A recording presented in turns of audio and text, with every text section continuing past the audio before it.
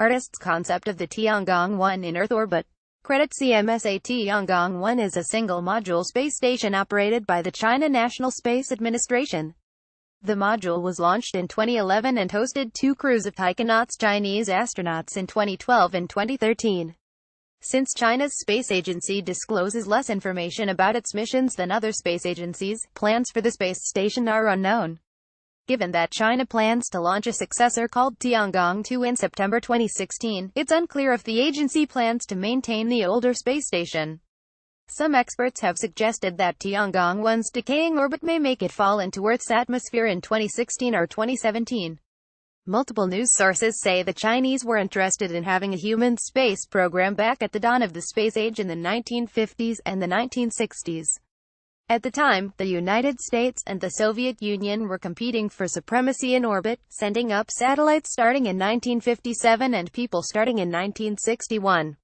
The space race cooled in the late 1960s after the United States landed people on the moon, and the two nations agreed to their first joint space mission, Apollo-Soyuz, that flew in 1975.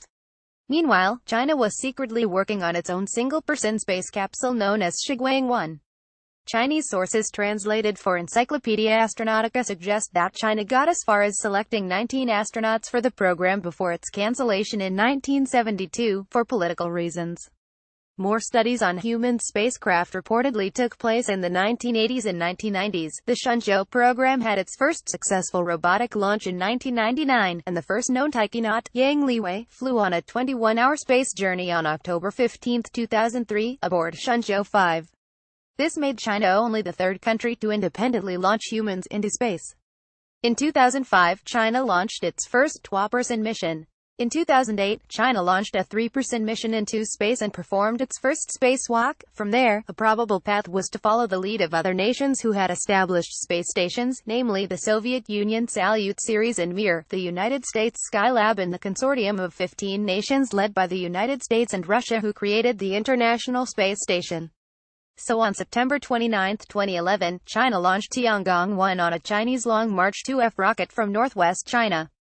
A look inside China's Tiangong-1 Space Lab, which launched into orbit in September 2011. Credit Dragon in Space Tiangong-1, whose name means Heavenly Palace, weighs about 8.5 metric tons, and is about 34 feet long by 11 feet wide, 10.4 meters by 3.4 meters. It contains an experiment module, where the astronauts live and work, and a resource module that contains propellant tanks and rocket engines. The module is in low Earth orbit at about 350 kilometers (217 miles), at a slightly lower height than the International Space Station. 2 solar arrays power the station, and it has a capacity of 3 astronauts. It is controlled by flight controllers at the Beijing Aerospace Flight Control Center, the mission control for China's human spaceflight program. A primary goal for the module was to help the Chinese practice space dockings, which is an important skill for nations looking to build larger space stations or to send multiple spacecraft to the Moon, Mars or other locations in the solar system. In China's case, Liwei said around the time of the launch, the country wanted to practice these skills to create a multi-module, 60-ton space station in low Earth orbit for operation in the 2020s. Media reports indicate the first module for this station will launch in 2018. As Tiangong-1 was initially slated to last 2 years, a suite of space missions quickly followed its launch.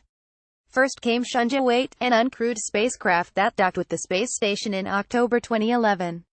2 crews followed. June 2012's Shenzhou 9, a 3-person crew, included the first Chinese woman in space. A second 3-taikonaut crewed docking took place in June 2013, with Shenzhou 10. China plans to launch the Tiangong-2 successor module in September 2016. A crewed docking mission, Shenzhou 11, will follow a month later. The next major milestone for the new station will be the arrival of the first Chinese cargo ship, Tiangong-1, in 2017. It will be launched upon a new generation of Long March rockets expected to start operations in 2016. The status of Tiangong-1 is unclear to Western experts on Chinese space exploration, according to a Space.com article from June 2016. Some experts examining its trajectory suggest it might be in an uncontrolled orbit, while others have seen evidence of reboosting and believe the spacecraft could fly for a while. While Tiangong-1 has not been visited by crews since 2013, the Space.com article added, it gathered that autonomously for applications such as seeking minerals and monitoring ocean and forest use. It also helped with emergencies such as China's Yuzhou flood disaster in 2013, according to the China Manned Space Engineering CMSE office. State-run news reports from China said the data collection ceased in March 2016. It's unclear if and when Tiangong-1 will return to Earth, and if Chinese space officials will have control over its re-entry trajectory. While some past space stations such as Mir were brought down in a controlled fashion, others have tumbled back to Earth. The most notorious uncontrolled re-entry was Skylab in 1979, which saw some pieces crash into populated areas in Western Australia.